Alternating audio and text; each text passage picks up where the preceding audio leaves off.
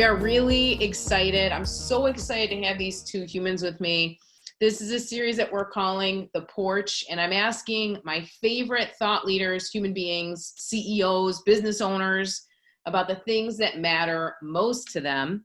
And so on The Porch, we cover all different relevant topics. Right now, obviously with COVID, we're all stuck with our significant other or just our roommate, or we're alone and we haven't had human touch for 5 weeks. So we're here to talk about how to have a relationship with yourself, with other people, what that looks like when you are a cup collector and your significant other isn't a cup collector. So I'm so glad that you two are here. Thank you so much for joining me. Thank you. We're excited. Yes. I have to open with an argument we have almost every day is I say, where's my cup, babe? He's done the dishes for like the 10th time. And I'm like, here we go. At least it's clean. New day, new cup. You know. Are you hiding the cups? I have to hide mine from her, so she does the dishes. Yeah. I mean, it's kind of a good problem to have that somebody does your dishes, but yeah, that's definitely not the worst thing. No. Not the worst. But she's cleaning it, so they're all ready for the next day. Yeah. But I literally get a cup out, take a sip, set it on the counter, and then it's gone when I come back 5 minutes later. You need to do better at the accounting for which cup is being used each day. Yes. Right. I'm working to dial it in. Keep track of my cups. See? We're all in it together. Okay, so one of the reasons I picked having Lacy and Maggie on was because if you follow them, you can follow them on Instagram. I just love these people. I love what they do. I love their relationship. I love how they treat each other. And there's so much here. So I'm just going to try to do an intro without getting so excited that I ruin it. So here we go. Lacy is like a coach to coaches. If you're like in a position like me where you want to get a message out to the world, she understands how to do that. She's been in that world behind the scenes for a long time. And Maggie is a bomb photographer. Go to her Instagram. Just look at what the two of them are putting out into the world will make you feel brighter, better, more human. It's amazing. And so they've been in the personal development space, like the highest level of personal development. My heroes, the people that I look up to, they just go ahead and hang out with them and take their pictures and, help them build business. So it's wild. And I feel so lucky to have them on this call with me as small business owners, all of us here. It's almost like we don't even have bosses. So if you're a small business owner and you don't have a boss and you're like, I could literally do nothing and no one's going to get mad at me. It's an interesting challenge. I'd be interested to see in the chat. If you are a small business owner, let us know. If you work for a company, let us know. Just tell us, give us like a little, this is what's happening in my life right now. I'd love to hear from you. We'd love to hear from you throughout this, just to kind of know who's on the call. So these two beautiful humans are married and they're going to share with us we had a really juicy conversation last week. We probably should have just put that out, but we're going to talk about the stress that we're all experiencing right now. We're going to talk about how we have a relationship with ourselves primarily, and then how we bring that to whoever we're with, whoever we're living with, kind of the difference between conscious and unconscious relationships.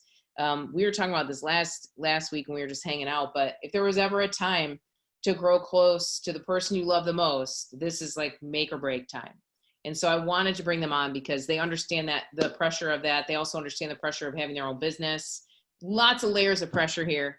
And it helps us all. It really shows our true colors and where we're at in life. And so I just had to have them on, and I just want to ask them a million questions. So thank you so much for being here with me. You two are just incredible. You're welcome. Thank you. Thank you for asking. Yes. I love that we met a year ago virtually. Yeah. Never seen each other in real life. Never. I mean, come back around. I feel like, Lacy, are you tiny? Are you a tiny human? Compact? Yes. Okay. See, this is, I don't know. Have you ever met somebody after you've met them online and you're like, oh, we just found out that our online therapist is like 5'4", and we're like, what? No, that can't be right. That's not how you look in my head. We'll all be in the same place one day. That's what I'm excited about. Yes. Yep. Yes. Hopefully not 6 feet social distancing away. No, hopefully we can do more than a virtual hug. Yeah, exactly. That'd be nice. So I would just love to hear if you get, I know I kind of spoiled it, but would you share a little bit, like, what did your life look like before COVID? Tell us a little bit, because you have extremes, like wild extremes. Tell us what your life looked like before, what you were planning for this year, and what is actually happening in your life. Well, our calendar was about to explode into all kinds of travel and events at the end of February. Yeah, we'd just gotten back from 2 different events. Yeah. Well, and we always have, with photography, there's like this break usually, because we're in the Pacific Northwest. So a lot of our jobs are, if they're in like Pacific Northwest, people don't do a lot of events until the summer. Yeah. And so we usually have like a little bit of a springish time down season, but this year was not that way. And we had back to back travel planned, like all these, I had like 6 or 7 flights and trips and hotels and events and things. Like some didn't even have like we were going to land the morning back in Portland, regather some gear, and then leave that night for another trip. And it's all canceled. And it was out of state, out of the country. Obviously, all that has been canceled. A lot of the work we do together literally is photographing groups of people in very close proximity. Oh, dang it. Yeah, a lot of that. And when you're saying like events, we're talking thousands and thousands of people. Yeah. Not like a little retreat, but like monster, huge arenas, huge ballrooms. And people from all around the world. So not like, oh, everyone in this town where we know what's going on with this coronavirus thing. Like not everyone, we don't know the stats, but it's like worldwide, like people traveling from all over coming to America. Coming to these events. Yes. Yes, exactly. So they're all postponed, canceled. Yeah. So we're home. Yeah. So you have this like monster expectation shift, which I'm sure everyone has had on some level. They've had this, but really because both of you two are doing this together, now you're both like, hello, nothingness. I'm staring into you right now. The time and the space is really interesting. I know just watching Maggie and just having the conversation, we just have daily conversations about, you know, like, what does it feel like? Like, what is it? One of our main things that we ask each other is like, what does it feel like to be you?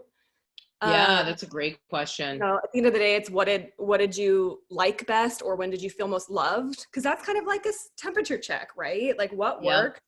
What was a highlight if you're like trying to help each other out to feel better, more cared for and nurtured. But the interesting thing with Maggie is that she had this realization that a lot of her identity is tied to work. And when that isn't as predictable, right? She can have a break, but as long as she can look forward to, okay, and this is when I go do this thing, then it feels better. So that space was a really big thing. Yeah. I don't know who I am. Yeah. So that's a really huge question then that we've asked, which is kind of this, well, if you have the time and the space, and we're really thankful and feel really fortunate that we are not sick, our families are healthy and staying home as best they possibly can, that it's weird to have the biggest inconvenience be this like existential crisis. Sure. Yeah. Very real. And so we're just, once we kind of got past that, it was like a week and a half of panic at being with ourselves. And it was kind of this like questioning of, oh, okay, what do we actually want? Like, who are we? Who do we want to be? Like, one of my favorite questions that Maggie asked was, what if we don't want things to be normal by the end of this? As in, what if we don't want everything that we had before? What if we are ourselves different? Yes. And that's a big question. That is a big. Being self-employed and having enough control over our schedules and being our own bosses and what jobs we take on and don't. There's a lot of like, that question was also like, what do you want to keep the same, but what do you want to let go? What do you want to let in? What do you want to change? Because we have time now to actually be reshaping our life, which is interesting. Is that scary though? Like, what if one of you is like, you know what? Maggie's kind of, you know, like, I've done the photography thing. I want to, you know, breed hamsters. I really feel Like, this is my inner call. There's this other piece of relationship where even asking the person that you love that question also means that your life may change radically. Yeah. That's, So and that's it's almost like, do I even want to ask, or do we just want to like status quo? And I wonder, I want to keep chatting with people too, because I'm wondering if other people are feeling that too. Do I really want to do I even want to really ask and know the answer to that question? Because that's kind of what you two are just looking at it like, you know what? And especially because I'm sure because you've been in the personal growth space for so long, you see people rebuild themselves. You see people, that's all the stories that inspire us, is like, I almost died in a car crash and now this is me, or I, whatever. And so you live in that space, but it takes a ton of courage to allow whoever you are with to be whoever they're going to become. right. That takes so much courage, just not knowing. Yeah. I think that one of my biggest, we talk a lot about our strengths and weaknesses and our personality styles and our attachment styles. And I think just from the get-go, Maggie and I met just over 7 years ago, and then have been married for 4.5 years. And just knowing things about ourselves and the way that we're kind of wired, or our past experiences, and understanding that I'm a little bit more like avoidant. So if stuff's going on, I'm like, I'm going to go over here and I'm going to process over here, and I'll come back when I can like deal and feel the things. Totally. Maggie is not. Maggie is like, I feel the things, let's talk now. Yeah. And so it's been really good for me, because I think in that, it's taught me that there's safety in the conversation, that there's this kind of like camaraderie and teamwork, and understanding that actually the worst thing would be not talking, being on different pages. Yes, that's and true. Being blindsided, or just somebody didn't fulfill what they actually really care about. I think if we weren't in personal development, if we didn't love that, like I've spent 25 years studying personal development, I love it. Yeah. If that wasn't the case, it'd be a little bit different, but it's just like, it feels more like slammed in your face. Yeah, that's a good way to say it. Yeah. Literally. It is slammed. What's something, and I'm sure people I'd love to, Sam, let us know on the chat what people say, but what's something that you kind of learned about each other, or a new side that you saw after like going through this, being locked down together for a month? I mean, definitely attachment. It makes sense when you think about attachment patterns, that you would see different patterns come out, especially under stress. Is there anything that you've kind of learned about each other or seen different sides of that have been surprising to you? And if anybody wants to share in the chat too. I know for me, I'm a lot pricklier. I'm very prickly when I'm stressed, and people think of me more like a little golden retriever puppy, but then when I'm stressed, I literally just turn into like a cactus, like immovable, irritated, prickly. And it's hard even to let anybody see that, like, oh, I'm not everything that you thought I was. I'm curious, have you seen if you feel cool sharing, have you seen anything that's maybe been surprised, good or bad, or just not necessarily judgment, but just different? That's a good question. I feel like I'm going to keep thinking on it, but I just feel like a lot of what I've been experiencing is just like Lacy heightened. Like, I don't know that anything has been, we already spend a lot of time together, just because we work together and live together. And we jokingly have been telling a lot of people that we've already been isolating for a couple of years now, because we live in like a tiny town, like out removed from everything. Like the closest grocery store is 45 minutes away. So we already have chosen to spend a lot of time together.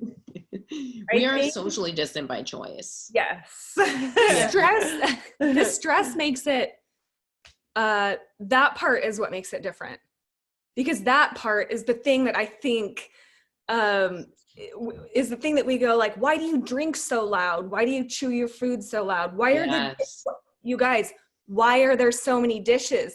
There's like Where'd two of us. Go? I mean, I'm washing apparently multiple cups. I get that. But there's so many dishes for the two of us. I'm like, what? Yeah. Yeah. I think it's a little like, it's weird to say it because we actually don't fight a lot, but I think we're like starting to get to those like after knowing each other for 7 years, we're actually starting to push on those like little irritations about each other that we've never dealt with before. Yeah. Yeah. And then Well, that makes sense. It's like, you know, you're stressed out, or it feels like everything's in the air. For me, I like want control. So it'll come in the form of like things should be in a certain place in a certain way. But I wouldn't care about that before. It's like, oh, well, you know, that it is what it is. So yeah, that part just feels more exaggerated. And I feel like for me, the thing that stops me from, we call it like bidding or biting, like you're bidding for attention.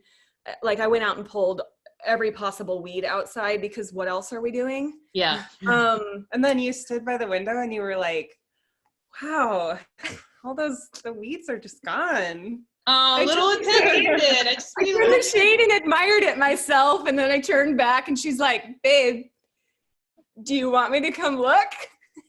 And I was like, yeah. That was a silent bid. I love it. It was an audible bid, but it wasn't a direct, it wasn't obvious. Come look at what I did. Yeah. I love that though, because aren't we all getting to the point where we do have to be more direct? Like this is where it is. We talked about this together last week, but just that idea of like, when in doubt, blurt it out. Or like if something's on your mind or you need to say something, not direct, like harsh, because I'm an Italian New Yorker, so I'm like, oh, I can be direct. I'll make you feel like shit, you know? But not direct in that way, but in the sense of like, I need some attention. I need a hug. I need this. And we're not used to asking for it, but we've never been so like needy. Yeah. We've never needed that so bad. So it makes sense that tell us a little bit more about the bid or the bite. Can you tell us a little bit about that? So well, the bidding for me is like, that scenario, certainly. The bidding is all like day long and everything. Constantly. Yeah. I mean, yeah, if you think about it, you're constantly doing that in everything that you do. Sure. Whether it's, I would like space, I would like to go for a walk by myself. Yeah. I would like for you to join me on that walk. Something like a bid would be like, I'm going to go for a walk. Yeah. Just kind of like, I was going to say, there. there's like, I don't know. I wouldn't call it passive aggressive, but there's like hidden bids that are kind of like, I gave you some information, please figure it out. Yes. Yeah. Like I'm going on a walk right now. Okay. I'm putting on my shoes. That's bidding. That's me being like, you know, either say I can't go right now, or come over here and say, yeah, I'll come with you. But totally. And then there are other things like Maggie loves podcasts, and the more she gets into them, the more I get into them. And then of course we're like binge watching Netflix all over the place and Hulu and but it creates different dialogue with that. Like, oh, did you hear this? Or I heard this really interesting thing from this epidemiologist. And, you know, like the bid for the attention about a topic that you're interested in, that's still a bid. Like, are you going to listen to me and pay attention and want to hear what I have to say? So my mom does like, I don't know if this is a mom thing or if it's just my mom, but she does a lot of like looking at her phone, and she'll be like, oh, this is so funny. But she's like not saying it directly to us, but she like wants us to say like, what are you looking at? Let's come over and look at it. And let's all do it. Yeah, there's like a million bids a day from my mom that are just like, I'm just talking out loud about something I'm looking at. Have to like listen and check in and be like, what was that, Mom? I heard you laughing, or, you know. And so that brings up this thing. It's kind of under the surface right now, but this idea that we have a relationship with ourselves, and sometimes we know that we're bidding, and sometimes we don't even know that we're doing it. So even that internal check of like, do I need attention right now? That can be a really weird thing to ask. I know when I first started asking myself that, I was almost like embarrassed. Like, I don't need anything. I'm a big girl. I don't need anything. And I'm like, oh, I do need it. And I don't need these things. So it's that almost. It's okay. Yes. Like, that's also the scary part is I feel unsettled. Everything's up in the air, postponed, canceled. For many of us, for the first time either ever or in many years, like all we have right now is ourselves, which is really scary when we identify with work and when we identify, I know for me, like I'm like heart and soul into everyone else. And so I have to be really mindful of being back in my own self and my own body. Yeah. But all of that's scary. But yeah, I feel like if we can get to a place where we're more curious, like, oh, I do need, like, I just want to hang out, you know, I just need your time or attention, or can we do something together? Or I feel like this, like, if we can bring to the relationship or to our families that connection with our own self, then we're less apt for the fiery scuffles and the biting, right? So there's the bidding, which is like, I can only bid if I know what I'm actually doing. Yeah. And if I don't get it, then I bite, which is like, you didn't this and you didn't that, and how come you always that this or that or the other? And it's like, you either get the bid or you end up with the bite. But the biting can also just be like an attitude, like how you say something. Sure. Like, thanks. You know, like that's a bite. That's me being like, you hurt my feelings or whatever. Yep. And that's the other piece that we talked about was, you know, how do we taking responsibility for the attitude that we bring in to the house? There's so much time to think about all that right now. Like, yes, it just feels like there's so much, like you saying, you know, thinking about how you communicate and handle and listen. It's like, oh my gosh, we already did all this, but there's so much more time right now to do it. It's like, I didn't want to practice anymore. I got it.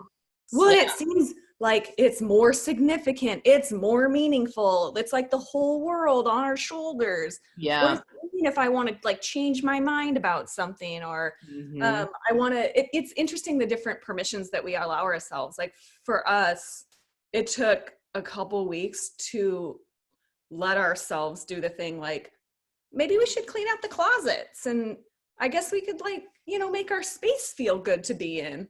Maybe we want it to be a little bit different, because it was, and I know definitely for the entrepreneurs that are here, when what it took to get where you are now isn't a service to you because you're like grinding, you're go. For us, it was like, you know what? There are a few times in our careers that we're going to have this space. Yep. Maybe just sit with it. Like you just kind of, which is so hard. It's so hard. Yeah, especially for high achievers, or just when you're used to running at a certain clip, you can't run at that clip, whatever that is right now. Even traveling, I had to take it out of my calendar. I was supposed to be in Atlanta this last weekend at a conference, and I was just like so mopey about it and could not get over it. And it's like, I'm supposed to be here, I'm supposed to be here, I'm supposed to be here. And just to have to really release that, because it doesn't help my relationship with myself, with other people. Just like, okay, how do I accept this new norm? And then find just little moments of beauty right now, little moments of comfort and connection. That's all we've got. That's all we can do. And so either our partner is with us or we're kind of button heads. I'm curious, Sam, what are people sharing in the chat about what we're talking about? Yeah, we've got some great questions and thoughts. I posed to them, like, what are you all struggling with relationally right now? Something I think probably a lot of people are dealing with is that enjoying being alone, but not to the point of feeling lonely. So whether if you live with someone or not, how do you enjoy that but not let it tip so far to feeling lonely? So do you all have any thoughts on that? How to not get lonely? How to enjoy being alone instead of feeling lonely. Oh, sure, because that's a perception. That's like a shift in your mentality in a little bit. What do you think, ladies? I struggle with that a lot. I don't know. I don't understand. You know, I don't know what it's like to be Lacy inside of her brain and her heart, but it's like a fluctuating thing every day. Like some days I wake up and I'm like, oh boy, today's going to be one of those lonely days. And I really want people to reach out to me. So it's like kind of painful for me to like pick up and just text somebody or message somebody, or it's hard for me to reach out. It always has been my whole life. And so especially now when I can't even, there's nothing scheduled on my calendar. I've been really trying hard to reach out to people, and the kind that will reply and the kind that reply in the ways that I need it. So there's some people, like I learned really early on in this stay at home order that one of my good friends, like I actually can't text with her right now because she is like a swirl of anxiety and negativity. Oh, yeah. And I texted her one time and I was like, oh, that made me feel way worse. Like this does not feel Mm-hmm. good right now. And she even said blatantly in the text, like, don't tell me to calm down. Don't tell me to like chill out. Everyone's trying to tell me that. And I was like, cool, we can't hang out right now. But on the other side of that, I do have some incredible friends that if I just ping them, and even, I mean, I'm really direct in my communication. So I just say like, I've had a couple of days where I'm like, I feel really lonely and I feel like, I don't know what to do about it. Like what's going on in your life? Just asking them, you know, like what's new or what's something I should watch or a book I should read. And I've also played game nights with a couple friends online, so that's been really fun. But Yeah. That part helps, right? Like we'll do FaceTime with, my parents think it's like the greatest thing, and also magic, like total magic. How can we see each other and be far away? But just having stuff like that where it's like you can allow yourself the time and the space to be alone. Maybe you're kind of capping it so that you can embrace it more and feel less like you actually are alone. Yeah. I can be alone with myself for the morning or for most of the day, but gosh, it's really cool to look forward to something. I think you're right. Yeah. Right, online or a or a FaceTime or something like that. Something to look forward to, so it just doesn't feel like empty space. I have to say one more thing. Yeah. I don't know how many people this applies to, but social media really makes me bummed out. It's so lonely. Yeah. It really hurts. It hurts my feelings because I'm looking at people that I kind of know or directly know, and it feels like everyone's having an awesome time and they're doing everything that I'm not doing. And especially all the screenshots of like FaceTimes and Zooms and stuff that everyone else is doing. And I'm like, I get so bummed out when I go on social media. And even just that people are being productive and they're like still hustling and doing all this cool stuff while we're like, our whole work schedule just cleared up and this is scary. And we don't have kids, but some people have families and kids and all these things happening. And so I really limit my intake of social media. I took the apps off my phone a couple years ago. That has drastically helped how lonely I feel. And when I start to feel lonely, I'm like, oh yeah, I did just scroll Instagram for like a half hour. And it's really often directly related to social media. So I don't know if that's a common thing, but maybe whoever is feeling lonely, maybe practice a little less social media and a little more like reaching out to those people that make you feel good. Yeah, that makes sense. And even this idea of like boundaries around our phone, we've gotten to the point where like everybody just put your phones away for 10 minutes because it's almost like we're in this like lukewarm hot tub. It's like nothing is satisfying. It's not really a great experience, but we're all doing it all the time. So my phone is like always like all of our screen time is up, you know, but I could be connecting with the humans, or even like my dogs have been doing a lot of attention bidding today. And it's like, I could go like this and then focus on one thing and give my attention to that instead of being like half on my phone, half present with the people I'm around, half here. Like, how do I go back to doing one thing at a time? And I think Nick Gallo, he's one of my buddies, he jumped on. And I think one thing that he brought up, which is a good point, is even if you are on social media and people look like they're having a good time, it's not necessarily true. It might be that everybody's fooling each other. You know, it's like a horrible, like a joke video where you're like, everything's great. And then the thing goes off and you're like, nah. And I remind myself, I'm like, well, when was the last time you posted and what did you post? Like, I never get on there and write bummed out posts and like say, wow, I've gained 15 pounds, or like nobody posts anything like that. Yeah, they don't. And I remind myself when I do get bummed out, I think, oh, everyone's doing like having such a great time. And I'm thinking, I just think about my own self on social media and I'm like, I don't share anything that's real. So it's all. I get it. I mean, it's interesting that we can spend so much time there, and either most of us, it seems it's not helping us in this phase. I actually spend more time, ironically, like on LinkedIn because we're just talking about business. It's like a little more like head stuff. It's interesting.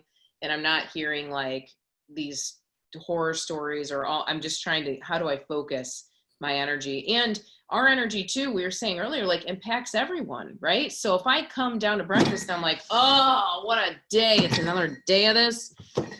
What are we having for breakfast? You know, everybody else, that's contagious. Everybody else feels that with me. So to this idea of like whatever relationships we're in, that's a great point, Maggie. I'm gonna control what I let in so that I can be present when I want to be present and I'm not overtaken. And different things affect all of us, but I think that's a perfect example. And I know several people on this call were like, yeah, me too. Social media does not help me very much. It definitely exaggerated things. That's for sure. What's that?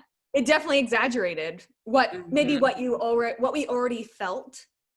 And because the additional stress and just what we're working with and what we're seeing and the comparisons, which I know people are definitely struggling with and we've struggled with too, of comparing pain, which is a really unfortunate thing. But we don't we? Like, pain, right? But you could have COVID and you're like, oh. Sorry.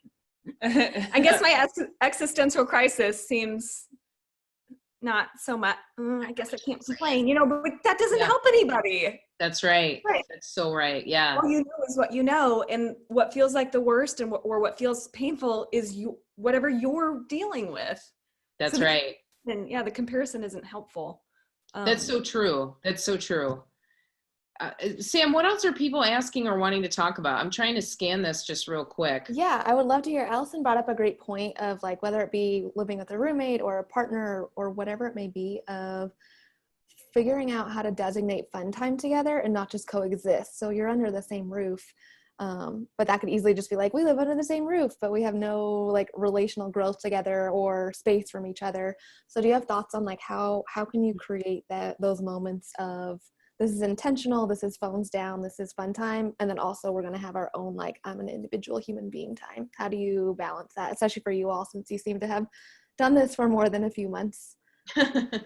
We got the most our first place that we lived together for the first 5 years of our relationship was a 1-bedroom condo, and we both worked from home. There's no designated office spaces or like places to retreat to when you need that. The floor plan was just this giant rectangle. Yeah. So you just saw each other everywhere. Yeah. I can hear you breathing from across our house, our apartment. Or like Lacy always heard me laughing at podcasts because I like humorous podcasts, and she'd be like later on in the day, she's like, what are you listening to? And I didn't realize I was like laughing out loud in my office nook.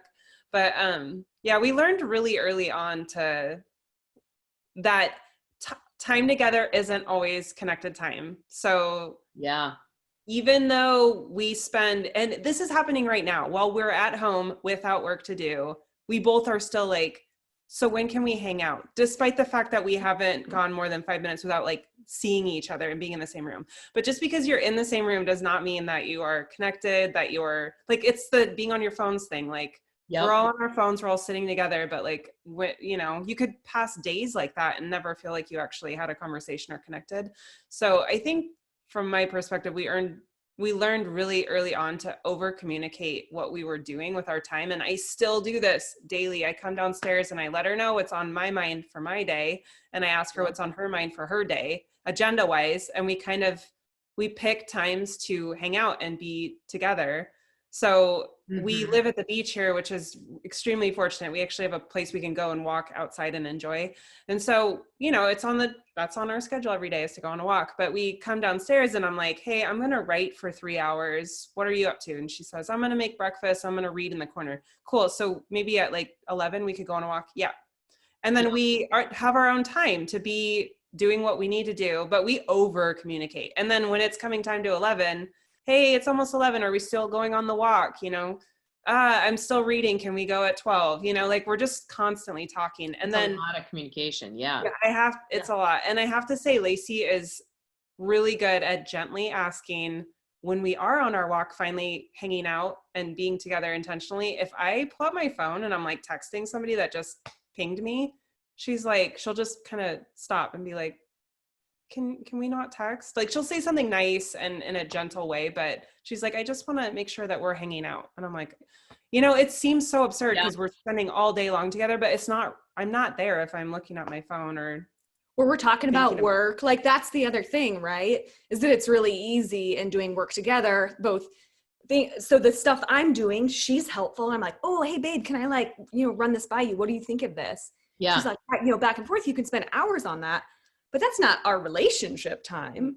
Yeah. Or in the case of a roommate, like, you can talk about school or work or whatever else, but like groceries. What about, just the logistics of life. Logistics are not like relational glue.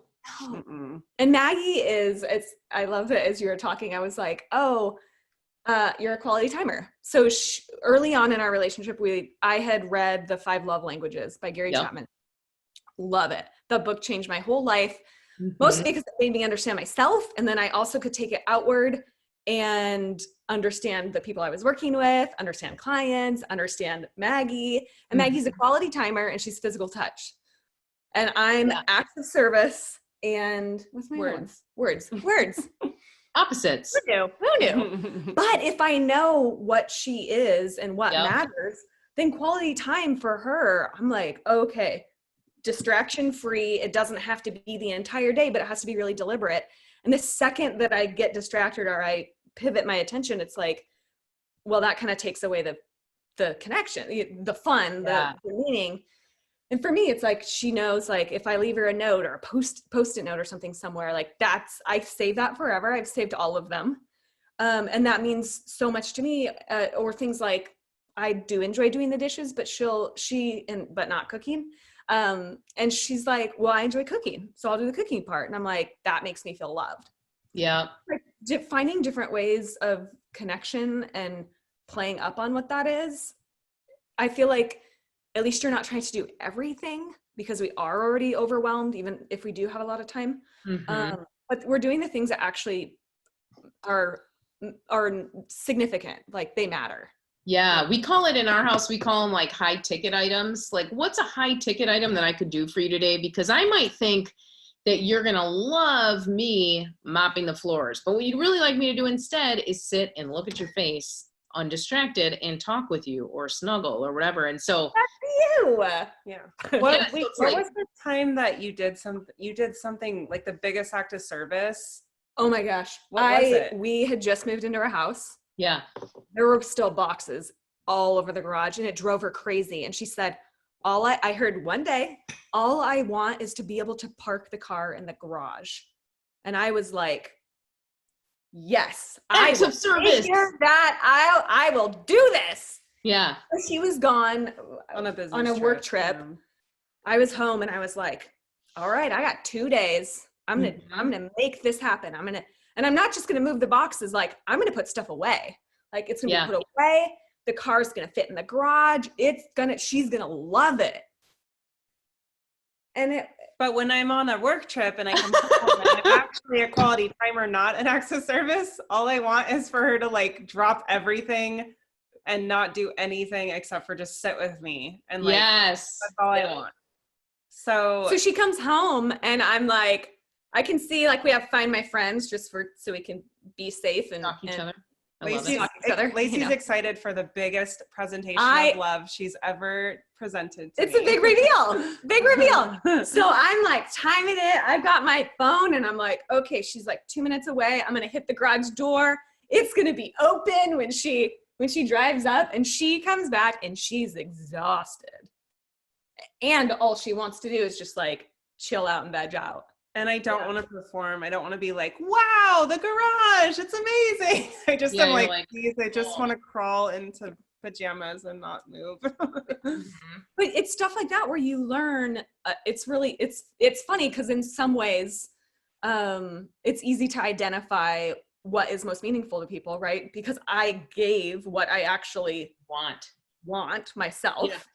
Right. So that's a good read just for other people. Like, if you don't know, if you're like sitting here thinking like, I don't even know what my person wants. Like, what does that even look like? It helps. I think it's awesome that you do a like, what could I do to be helpful today? Cause we actually do the, like, at the end of the day, we're like, what was the big ticket thing that I did or that I said?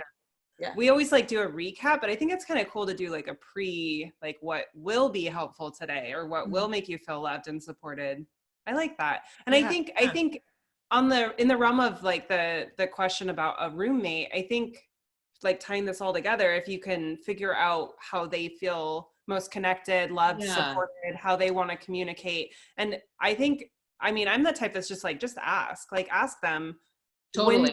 When do you enjoy hanging out the most? Or like, what's the best way for us to connect? Like when are you having the funnest time with me? And if they're like, oh my gosh, when we're watching that, like we're binge watching that TV show, like that, great. That's all you have to do for them. You just have to be like, let's set a time. And you know, then it's going to feel like there's a dedicated time that they're getting their attention, you know, their love and attention filled by you. Yeah. And sometimes I make it work. Oh, go ahead, Lacy. Oftentimes when you start it and they feel seen and appreciated, that just kind of energetically, inadvertently, they're like, what about you? Yeah. What do you like? Right. And then you end up with this. And if you don't, right, if that doesn't happen that way, you can just kind of like interject that. Oh my gosh, I really like it when we this. Yeah. Yeah, I do that a lot. Like when we try to do that a lot when we feel like I do that with my friends too, my friends and my family. When something is really good, you have to say it out loud. You have to be like, this has been so much fun that we went out for coffee we've done this every Monday. Like you have to just verbalize exactly what's happening and saying it's the best thing ever so that they know. I suspect that as grownups, we are like way more shy than we want to admit.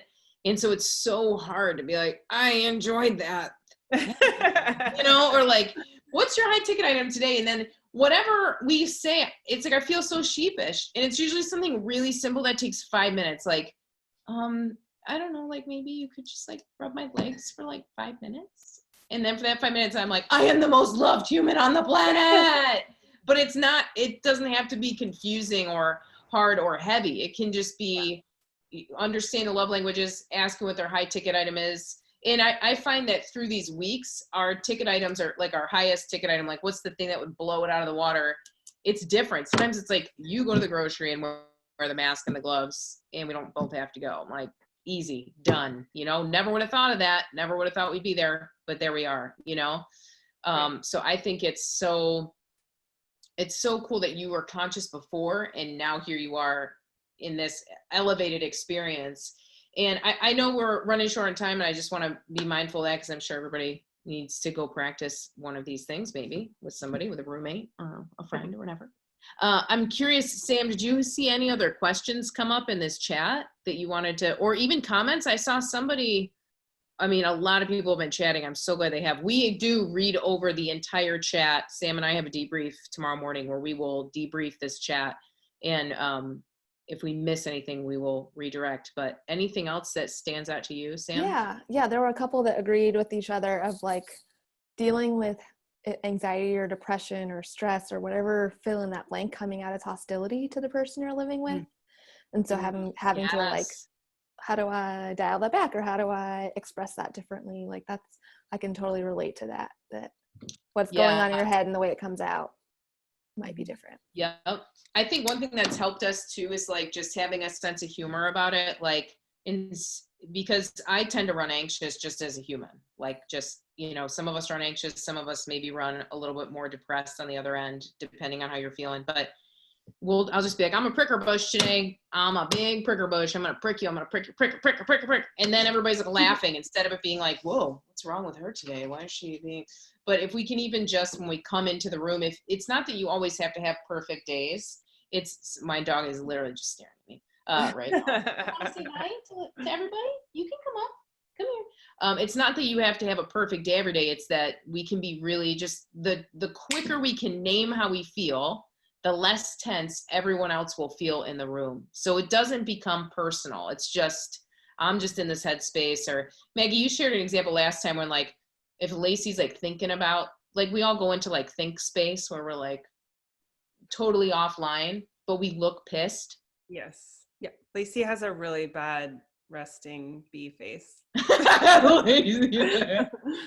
It's exaggerated because when I'm smiling, people are like, oh, she's so friendly. She gets the lines right there and it's like, oh my gosh, what's going on?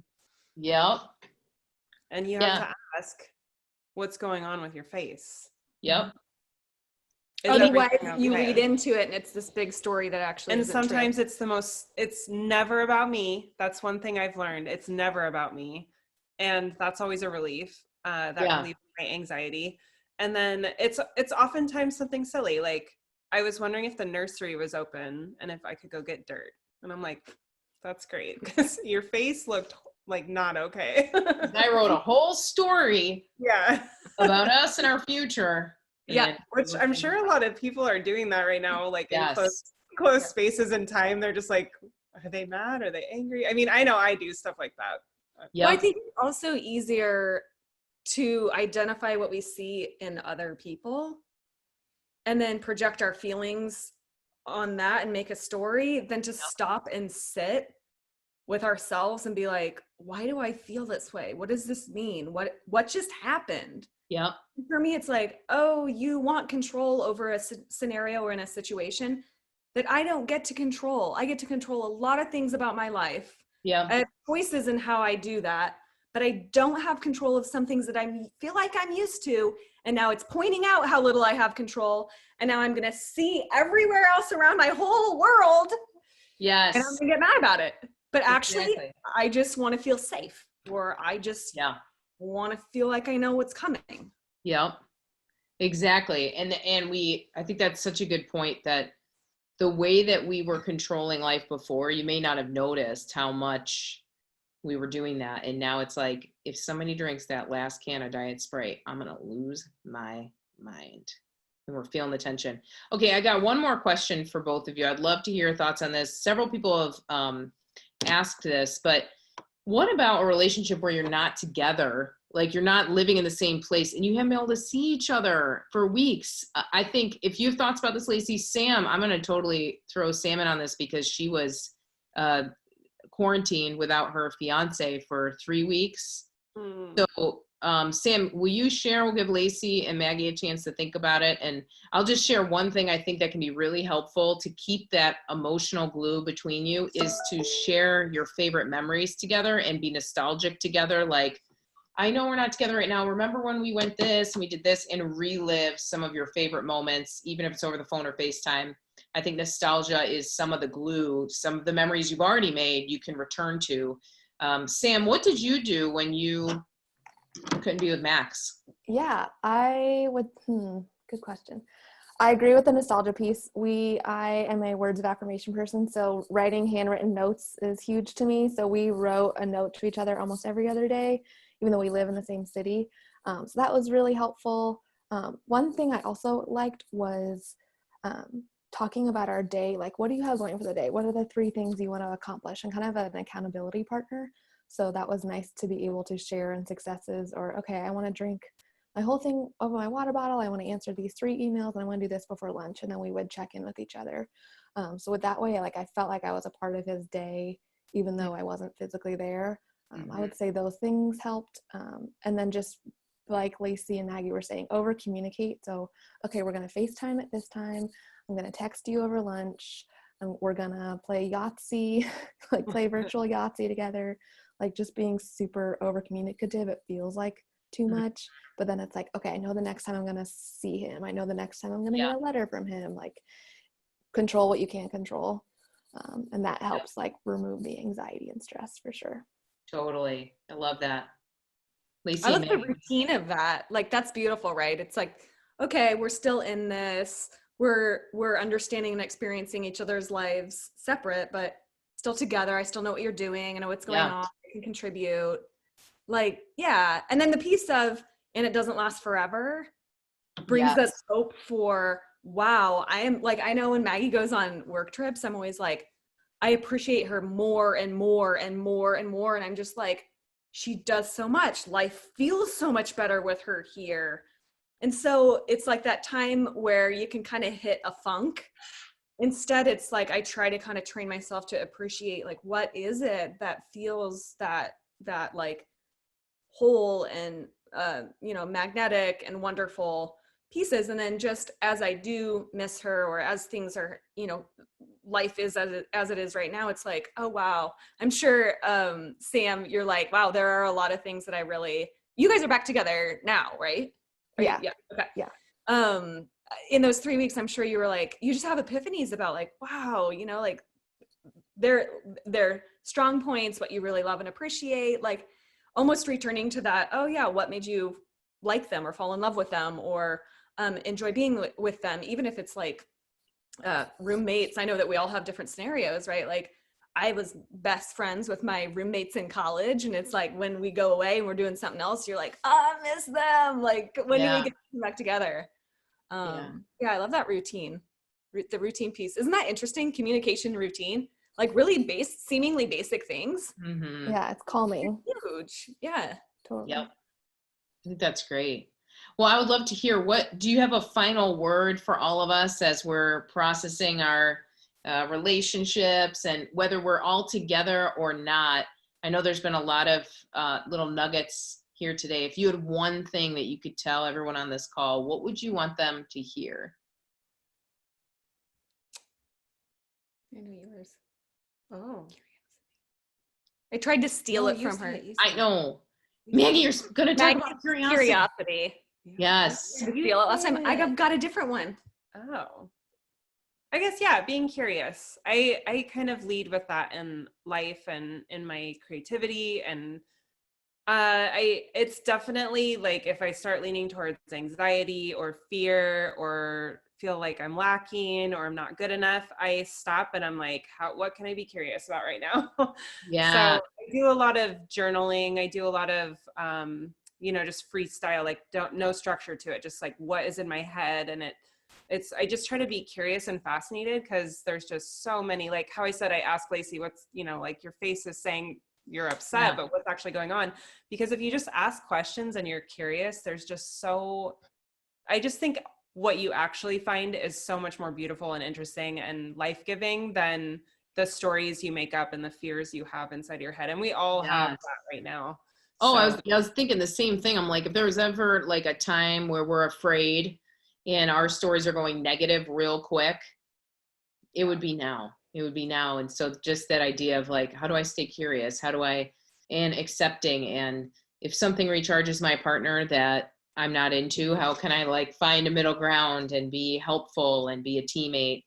That curiosity piece is huge. I think the other thing that I'm noticing too is that our stories are actually coming to the surface a lot more under pressure. So it's like, wow, why does that bother me? Well, it actually goes back to in second grade when I felt left out. And, now I'm feeling the same amount of FOMO every day. So what does that mean? And if we can listen, you're totally right that the story is actually more beautiful when we can just go, okay, I'm having my own experience, but let me get curious. How about you, Lacy? What would you say? So I have to play on the curious piece and then I'll share mine. What I love about curiosity is it's kind of like this remembrance of, if I'm curious, I can't simultaneously be judgmental, which is like not helpful. So I can either be really judgy and that doesn't get me what I want, or I could be like, oh, interesting. I wonder why they feel like that, or I wonder why their experience is so different.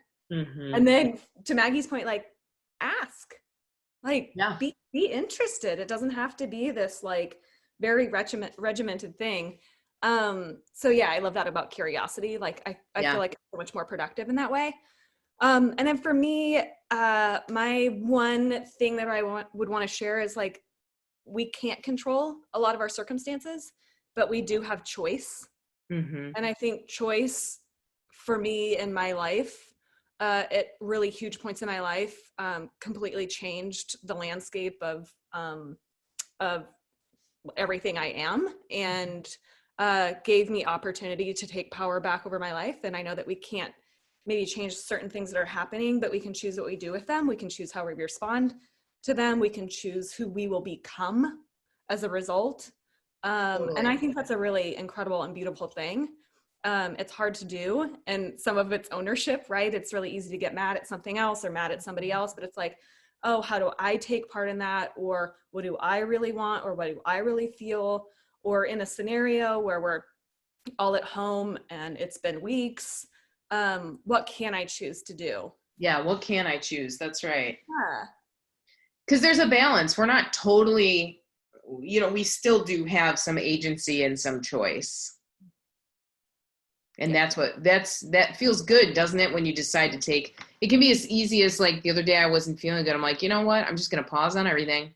I'm going to take a shower. I'm going to reset. I don't need to do that right now, but I do need to do it to take care of me. And that's something I can control. I can't stop everything else outside the house, but I think that's a beautiful thing to think that way. And that's true of all of life. It's just really accentuated right now. But then it's weird to say what a great opportunity, but if you're going to make anything of it, I just feel like if something is painful and we're going to go through something, at least grow from it, at least somehow find something good and be made better by it. Mm-hmm. Appreciate your life more, appreciate your career or what you do, appreciate by all means your health and your wellness and your family and your friends and the people that showed up. Like that's everything. That's right. That's so true. That's so true. Well, it's been awesome. I love spending time with both of you. You help remind me of what's true and beautiful and right, and how important it is that we all give each other space right now in life to experience what we are experiencing. And I love, this really makes me think about how when I look around, even the people I'm not living with right now, but the people that I'm calling my parents, we all are having different responses to this. And to the degree that I can be like, you have every right to have that response. I don't have to fix it, change it, do it different. I can just let you have what you are experiencing. To the degree that I'm able to do that, man, I get a lot of my energy back, and then I can use that to love other people well. And I hear you saying that. I hear you making those conscious choices about releasing people back to the wild of their emotions, and then also choosing who you let in, choosing how you interact with people, maybe making different decisions about who you give your time and energy to right now too. That's really wise. And we really are at the core, we're such social creatures. We want to be connected. We want to be in little packs. We're like little herd animals, and this is tough. This just kind of breaks a part of our humanity. And it also, from people that own small businesses who are used to having a lot of play and control over what our weeks and our months look like. I just have so much respect for you that you've taken this time and chosen to go inside of yourself, get closer together, ask hard questions, be okay with what the answer is going to be, pre-accepting the answer. I'm so glad that you have each other and that we get to spend time with you too. Thank you for spending time with us today. Oh, thank you so much. This has been so fun. Thank you. Absolutely. We will be, a lot of people have asked if we'll have a recording of this. We will have a recording of this episode of The Porch, and you can share it with whoever you want. We're so glad that you spent some time with us today. Let's stay connected. You can find Lacy and Maggie on Instagram. I'm going to put them in my story. I'm going to take a quick picture and I'll put them in my story just so you can. I'm going to do it as I'm talking because I'm a millennial. All right, let me turn that around. Let me do that. And let me do that. Here we are hanging out. Okay, great. So, that's sweet. Let me do it this way too. Everybody take a picture of us. I blinked. Make sure I didn't blink in it. Okay. The photographer, you're not going to like my shots, I'll tell you right now. But thank you so much, everybody. If you need anything, you know where to find me, and I will point you to Lacy and Maggie as well. Thank you so much. Hope you have a great, what the hell day is it? Tuesday. Have a great rest of your Tuesday. We are sending you love and good vibes through this, and we'll see you again on the porch next week. Thanks.